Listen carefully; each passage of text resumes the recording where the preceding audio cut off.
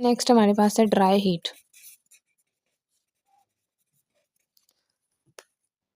हमने एक पढ़ ली moist heat, that was heat की आगे दो टाइप्स थी ना, moist heat, dry heat. Heat थी, हीट की आगे दो टाइप्स थी कि मॉइस्ट हीट और ड्राई हीट। मॉइस्ट हीट में आगे चार प्रोसेसेस थे, बॉयलिंग थी, फिर स्टीम में आगे दो थी कि प्रेशराइज होंगी, और प्रेशराइज स्टीम थी, और विदाउट प्रेशर थी, और लास्टली पेस्चराइजेशन थी। ठीक है, बॉइलिंग थी, स्टीम थी, प्रेशराइज और विदाउट प्रेशर, और पेस्चराइजेशन। अब हमारे पास है ड्राई हीट। अब हमने ड्राई हीट पढ़नी है। ड्राई हीट के बारे में मैंने आपको पहले भी बताया था इनके कंपैरिजन में कि ड्राई हीट का टेम्परेचर 160 से 180 है, 162 आवर्स के लिए है, ये 30 मिनट्स के लिए, दरमियान में 170 डिग्री आ रहा है, तो वो है 1 आवर के लिए। तो इसमें टेम्परेचर भी ज़्यादा है और ड्यूरेशन भी ज़्यादा है as compared to moist heat. इसके अलावा इसमें मॉइस्चर नहीं है, मॉइस्चर नहीं है तो कंडेंसेशन नहीं है, कंडेंसेशन नहीं है तो हीट ट्रांसफ़र जल्दी नहीं होता। इसकी पेनिट्रेशन पावर कम है, क्योंकि मॉइस्चर की वजह से ही तो पेनिट्रेशन पावर होती है। मॉइस्चर ही नहीं है तो पेनिट्रेशन पावर भी नहीं है, तो यानी ये कम है। इसके अलावा टेम्परेचर हाइयर टाइम जो है और इसका मैकेनिज़्म इसका क्या था, ऑक्सीडेटिव डैमेज करती है, ये रिएक्टिव स्पीशीज़ बना देती है, जिससे डैमेज होता है सेल को या सेल के कंपोनेंट्स को। सही है, मैकेनिज्म के ऑक्सीडेटिव डैमेज करती है, रिएक्टिव स्पीशीज़ बनाती है ऑक्सीडेशन करके, और सेल को डैमेज कर देती है। उसके बाद एक और चीज़ लिखी हुई है कि लेवल ऑफ इलेक्ट्रोलाइट्स बढ़ा देती है, ये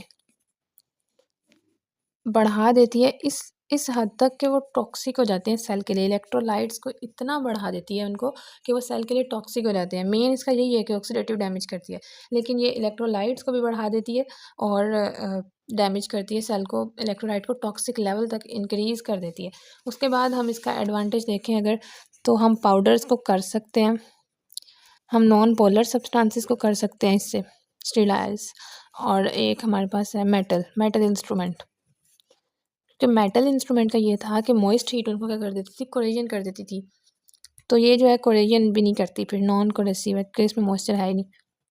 सो ये powder non polar substance metal instrument के लिए बेस्ट है, उनसे हम इनको स्टेराइल कर सकते हैं। अब इसके मेथड्स हैं, 3 मेथड्स हैं इसके भी, जैसे मॉइस्ट हीट के थे तो इसके 3 है। एक है हमारे पास फ्लेमिंग, एक है हमारे पास इंसिनरेशन, और एक है हमारे पास हॉट एयर ओवन। फ्लेमिंग, हमारे पास फ्लेमिंग में क्या, सिंपल ये है कि हमारे पास जैसे फोर्सेप है, कोई मेटल वाला जो इंस्ट्रू है, फोर्सेप है, हमारे पास इनोकुलेटिंग लूप होता है लैब में, हमने वो लेना है, उसको हमने बंसन बर्नर से पास करना है, बल्कि बंसन बर्नर पर होल्ड करना है तब तक जब तक कि वो रेड नहीं हो जाता। जब वो रेड हो जाएगा फिर हमने हटा लेना है। ये हो गई फ्लेमिंग कि हमने मेटल चीज़ें जो है मेटल वाली हैं, जैसे फोर्सेप है, इनोकुलेटिंग लूप है, उनको हमने क्या करना है, जैसे स्पैचुला भी है, तो बंसन बर्नर के ऊपर रखना है।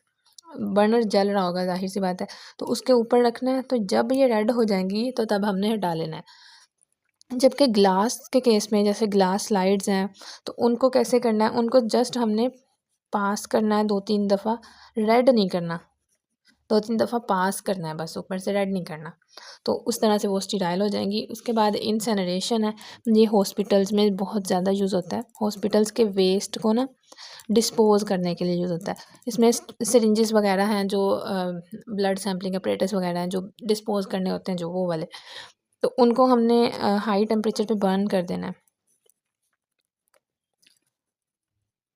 बर्न करके उन्हें ऐश में कन्वर्ट कर देना है। ये है इंसिनरेशन। और लास्ट पे हॉट एयर ओवन, इसके अंदर भी क्या है कि इसके अंदर इलेक्ट्रिकली जो हीट है जनरेट की जाती है, इलेक्ट्रिकली हीट प्रोड्यूस की जाती है, और उस हीट को स्प्रेड किया जाता है फ़ैन की वजह से। इसके अंदर फ़ैन लगा होता है जो हीट को पूरे ओवन के अंदर स्प्रेड करता है, इवन डिस्ट्रीब्यूशन करता है। अब इसको वर्क कैसे करना है, सबसे पहले हमने इसमें जो चीज़ें रखनी है ना, जैसे कि हमारे पास पाइपेट्स हैं और पेट्री डिशेज़ हैं। पाइपेट्स और पेट्री डिशेज़ जो हैं लाइक उनको हमने कैसे रखना है, उनको हमने कवर करना है पेपर के साथ, पेपर से कवर कर लेना है और फिर उनको हमने हॉट एयर ओवन में रख देना है और इनको हमने अरेंज करना है सही से। ये नहीं है कि अनऑर्गेनाइज मैनर में रखते, ऑर्गेनाइज करना है, तरतीब से रखना है और फिर उसके बाद ऑन कर देंगे तो इलेक्ट्रिकली हीट जनरेट होगी और फ़ैन उसको इक्वली डिस्ट्रीब्यूट करता रहेगा और फिर उसमें हमारे पास जो टाइम के अकॉर्डिंग 160 से 180 है ना, तो फिर हम उसमें जितना टाइम, अगर 160 है टेम्परेचर तो फिर हम 2 आवर और 170 है तो 1 आवर और 180 है तो 30 मिनट्स उसको रखेंगे और फिर उसके बाद उसको निकाल लेंगे उसके बाद। ठीक है, ये तो हो गई पेट्री डिशेज़ और पाइपेट्स की बात। इसके अलावा जो फ्लास्क्स होती हैं उनमें हमने कॉटन प्लग लगाना है, कॉटन प्लग लगा के फिर रखना है। तो पाइपेट और पेट्री डिशेज़ को पेपर में कवर करके और फ्लास्क्स को कॉटन प्लग लगा के रखेंगे। इलेक्ट्रिकल हीटर्स जो है हीट जनरेट करेंगे और फ़ैन उसको डिस्ट्रीब्यूट करेगा और फिर टाइम 30 मिनट्स के लिए 180 पे या फिर 162 आवर्स के लिए हम वहाँ पे उसको होल्ड करेंगे और बाद में हम उसको निकाल लेंगे। ये है हमारे पास ड्राई हीट के मेथड्स और ड्राई हीट ख़त्म भी हो गई कि फ्लेमिंग है, इंसिनरेशन है और हमारे पास हॉट एयर ओवन है। फ्लेमिंग में हमने कहा कि इनोकुलेटिंग लूप फॉरसेप्स वगैरह को बंसन बर्नर से पास करेंगे जब तक कि वो रेड नहीं हो जाते और ग्लास को हम जो है पास तभी थोड़ा बहुत पास करेंगे, इसको पास नहीं करेंगे, होल्ड करेंगे जब तक कि वो रेड नहीं हो जाते। ग्लास को हम पास करेंगे, उसको रेड नहीं करना। इंसिनरेशन में हॉस्पिटल के वेस्ट को डिस्पोज करना है, हाई टेम्परेचर पे बर्न करना है और ऐश में कन्वर्ट करना है। हॉट एयर ओवन में इन चीज़ों को इस तरह से रैप करके इसको फ्लास्क को कॉटन प्लग लगा के रख देना। इलेक्ट्रिकली हीट जनरेट होगी, फ़ैन उसको डिस्ट्रीब्यूट करेगा और होल्डिंग टाइम के तक उसको रखना है, उसके बाद उसको निकाल लेना है और ये हमारे पास हो जाएगी ड्राई हीट से स्टेरिलाइजेशन।